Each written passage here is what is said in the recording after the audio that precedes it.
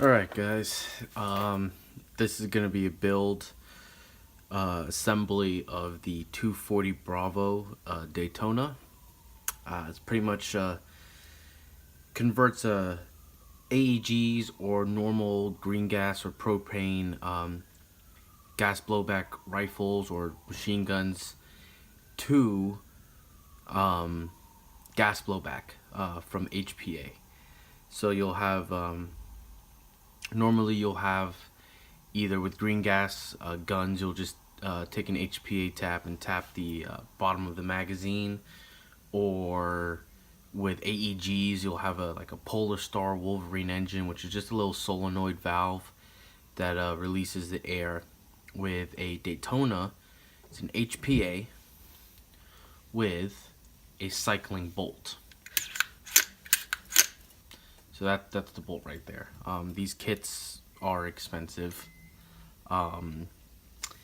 but they are very good quality. You got steel bolt, you got aluminum, pretty much chassis,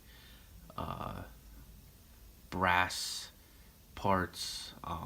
Like this is the where the hop-up chamber goes into. This is the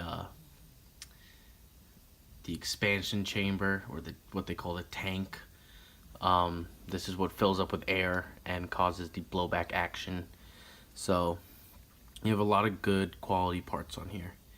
So I'd say it's worth your money if this is what you're looking for. It's very good. It gives you a lot of recoil, especially with a steel bolt. You get so it's pretty much a combination of like a Polar Star and a gas blowback weapon. You get the HPA power, so you get the consistency and the tunability of that platform, but no cooldown effect, which you would get with the normal green gas gun.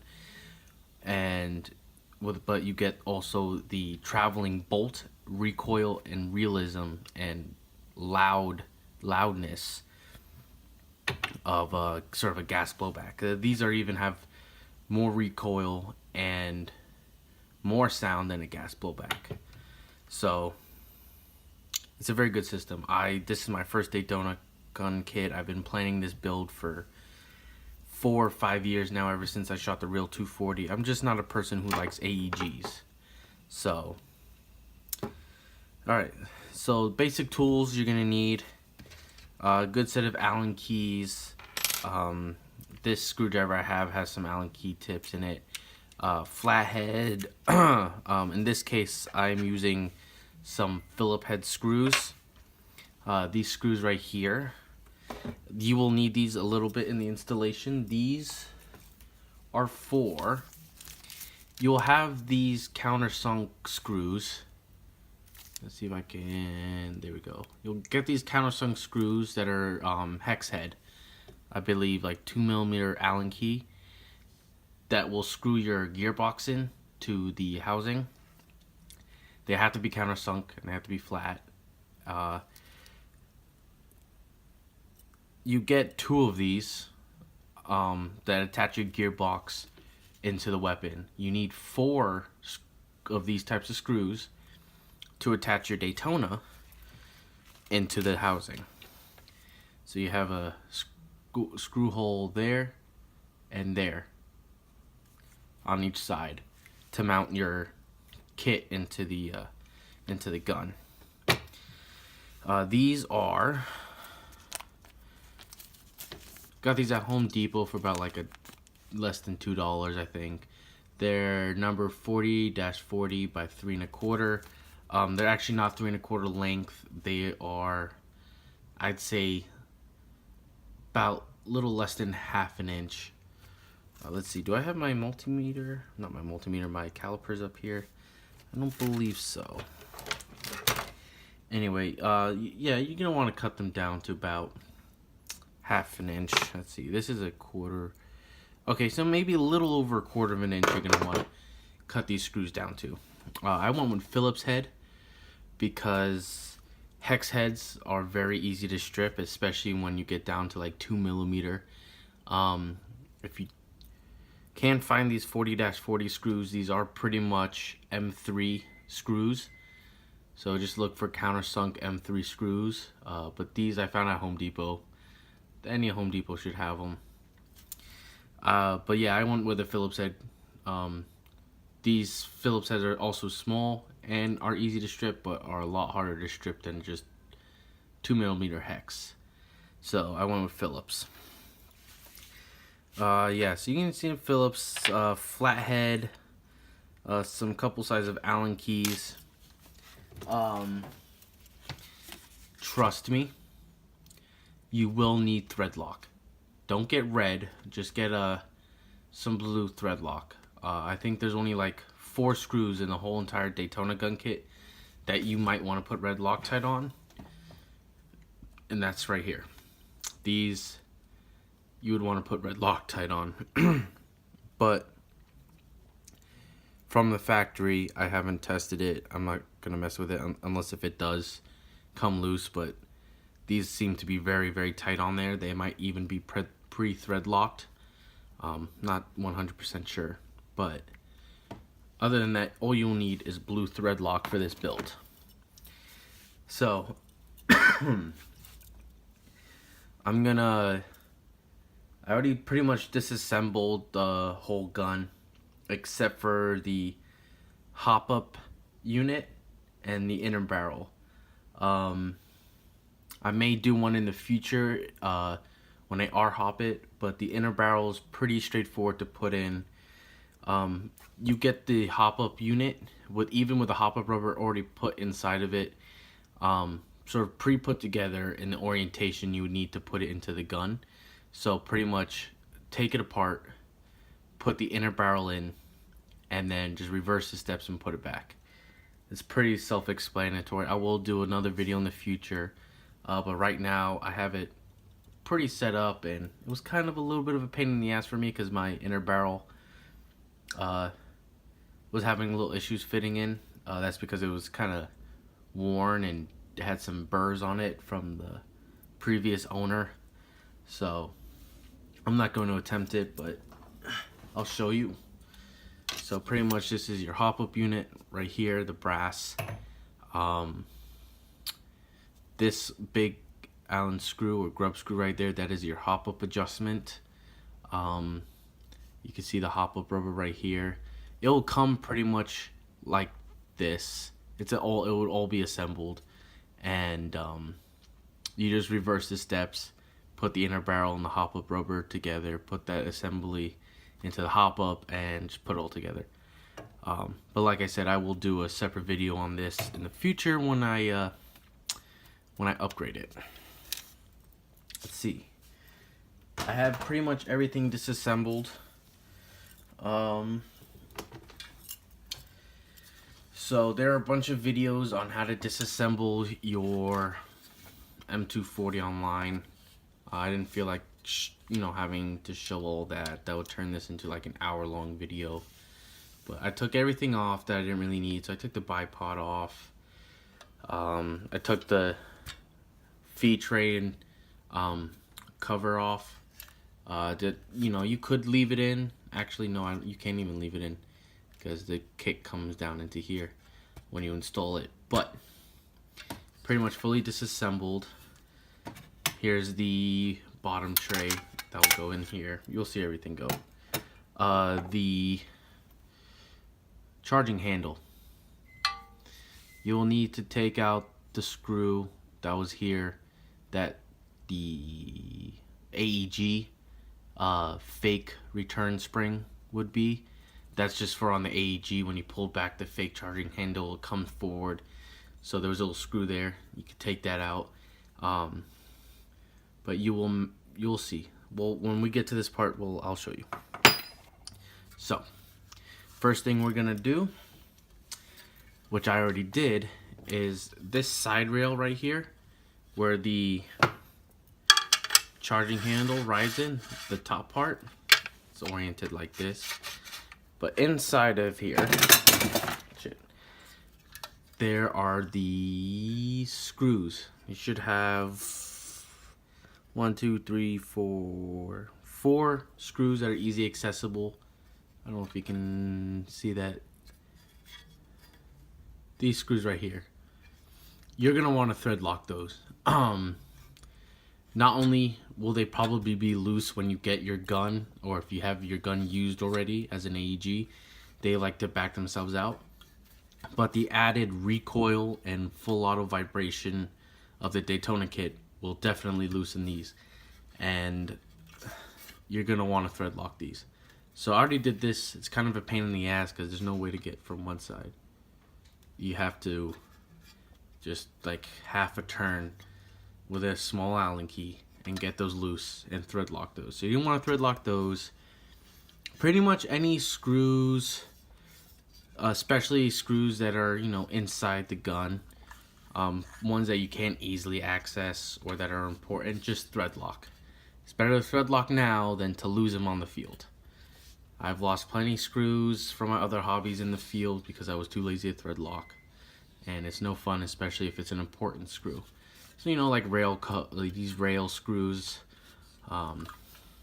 these screws that sort of hold the front of the body together, just, you know, thread lock them. You know, it might be a little bit of pain in the ass, but just trust me, thread lock. So yeah, that's what you got to do with the body.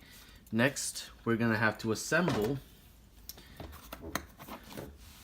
the Daytona kit. So it's pretty much gonna come like this.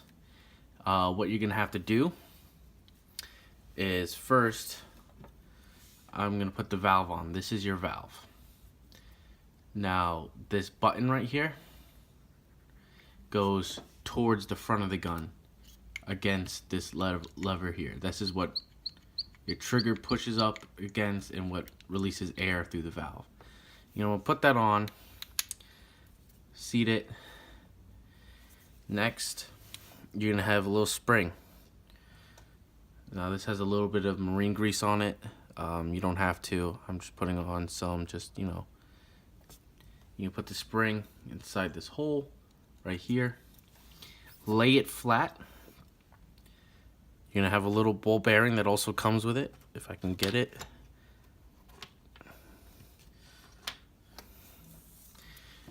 Little ball bearing. You're gonna put that on top of the spring gently so it's sitting there. Next, you can grab this piece. This is your charging handle adapter, so you can actually charge the bolt of the weapon. You're gonna notice one side has a little countersunk and then just a hole. The countersunk is gonna go over the ball bearing, so you're gonna want to lay it on top, like so. Now, sometimes it's not gonna want to lay flush. I just take the Allen key or another Allen key that's smaller.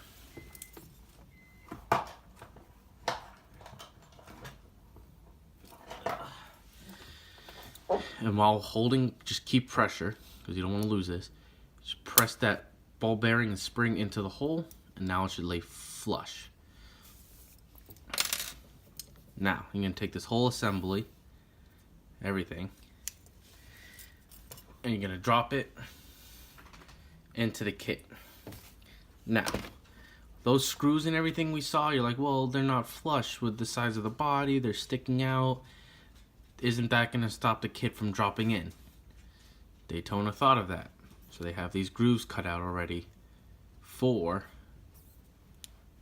or these channels cut for those screws. It's another important reason, so before you install this kit, to check these screws on the side of the body, is because if those screws back out a little bit, it might cause the kit not to drop in perfectly. And I'm not gonna lie, that has happened to me.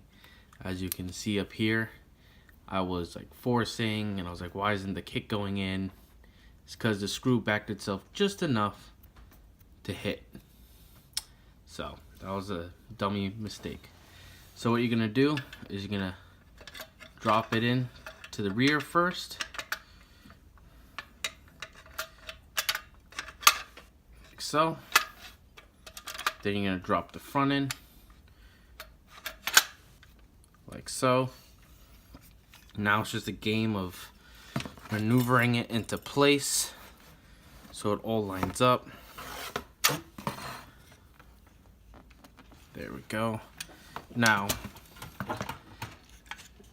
when you take this bottom tray off, this bottom tray, which is also the bottom rail for the charging handle, as you can see where the wear marks are, that's where the charging handle rides. It also covers up these screw holes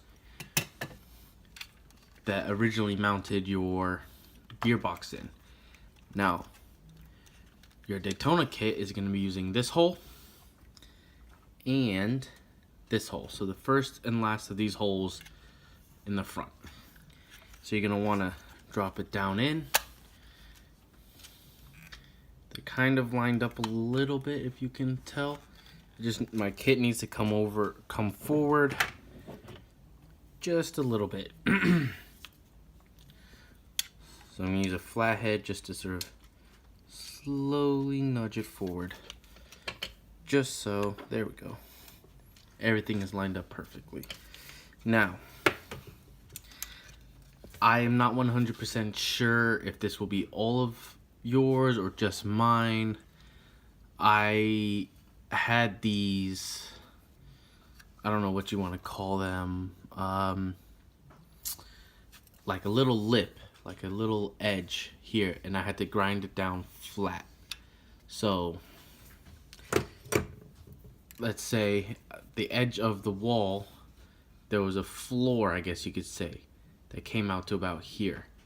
I think it was getting in the way of my kit, so pretty much I just ground it flat with the rest of the wall. You can see a little bit right here still left, right here, but I just ground it all the way out pretty much to here, and it helped my kit go in a little bit easier.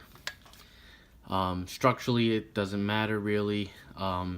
Does it matter to hold in the kit? No, because the kit gets held in here. So I'm gonna put this down. Try not to lose any of my screws. Here. I'm gonna bring you down for a closer look. If I can, without this thing spinning everywhere. Alright. I just got some fresh Loctite because I ran out. Boom. Does this come pre-cut, or do I have to cut it? I have to cut it. How am I going to cut it without squeezing everything out? Boom. Alright, that's good. Now, these right here. You need 4 of them. Now, right now, I'm just going to start them and very lightly snug these down. And then, once I get them all thread locked and installed, I will then start slowly torquing them down. Like if you ever change a tire, you know that you tighten all your lugs in a star-shaped pattern. So like top, then like the, you know what I mean. You don't tighten them in a circle. You tighten them in a star-shaped pattern, so you get a consistent pressure on each bolt. That helps align your kit straight. There shouldn't be much play left to right with the kit, but this is just to ensure everything is equally snug. So, I wish I had a magnetic bit right now, but I don't. So just a little bit of thread lock. You don't need to go crazy. Just a dab. I'm gonna start this right here in the first hole. Now, if you meet any huge resistance or your screw doesn't want to thread properly, don't force it. Like I said, the chassis of the kit is aluminum, so you'll probably strip out or break a bolt inside this aluminum, and then you're kind of screwed. But you know, there are other holes you could try to drill and tap, but it's always best to not break something when putting it in.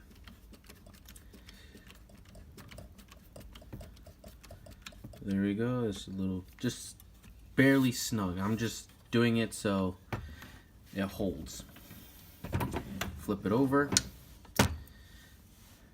Do the other two. That, don't do that, that's scary. Oh, that's a little too much. Boom. Put that in that hole. Now you're thinking, oh, why only a 1/4 inch of screw? Once you want to put longer, you do have, you know, you have like about an inch, maybe more, of space left to right. But that's because where these screws go are also where these channels are, and those channels are where these sort of locking lugs, whatever you want to call them, these locking bars for the bottom plate lock into. So when you put the locking plate on, you push it down, and then you push it forward, and it sort of clamps itself in.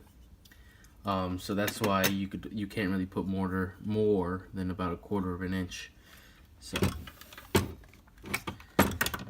put the last screw in for the body. A little Loctite. If anything's out of frame, oh damn, that's too much again. I'm sorry. I'm trying to do all this in camera. I don't have a really good camera setup, but yeah, I'm trying to both look at my work and look at the camera screen at the same time, and it's a lot. So I'm gonna put the kit or the gun upside down. I'm gonna do sort of a cross pattern when tightening these bolts.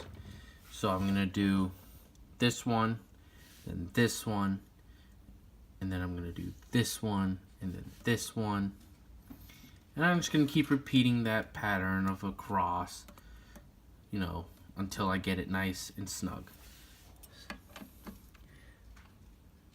Boom. Now you definitely don't want to over torque these. 2 reasons. One, oh my god, if you if you over torque these and you strip them, either the screw or the hole, that's just more work for you. 2, you got to remember that this bottom plate is going to be covering up those screws. So even if they do back out, if you have the screws cut, you know, just long enough, they're not going to back out enough to where they're going to fall out. They're just going to be a little bit loose. And so your alignment, at worst, if these screws loosen, your alignment might be a little bit off, but nothing insane. So that one's good. Let's do this one. Boom. Boom. So they're all tight, they're all flush, and they're all Loctited. Sorry if that was a little bit out of frame. I don't have a huge workplace.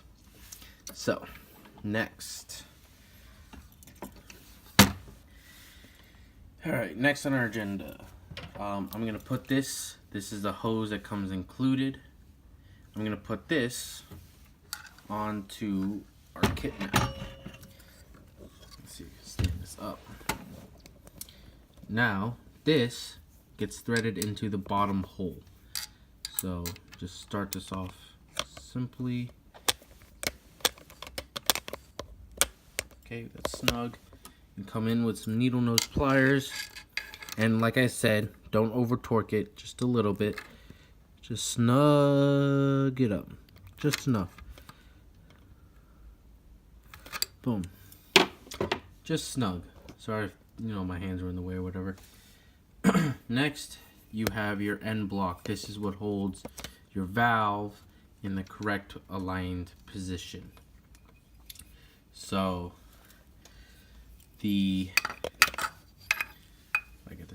this is the bottom edge. So the shorter edge is your bottom. This is your top. The top also has that ridge right there, which goes in between these screws that hold your rear assembly, side assembly. So I'm gonna put the hose through the hole. bottom hole and drop the assembly in. It's probably going to be a little bit snug, and at first you're going to probably be like, oh, my unit, this is not even going in at all. Why is that? I can get this back out again. Now, if your unit's not going in at all, it's because of the valve. I don't know if you saw that before I pushed it all the way in. Sometimes the valve is going to be a little too low, and it's going to hit the edge right here. So you sometimes got to push the valve upwards a little bit, or down in this case. You're going to push it down, and then you should be able to slide this in. Now, you should, if I can get an angle of this, oh, that's going to be a weird angle. Alright.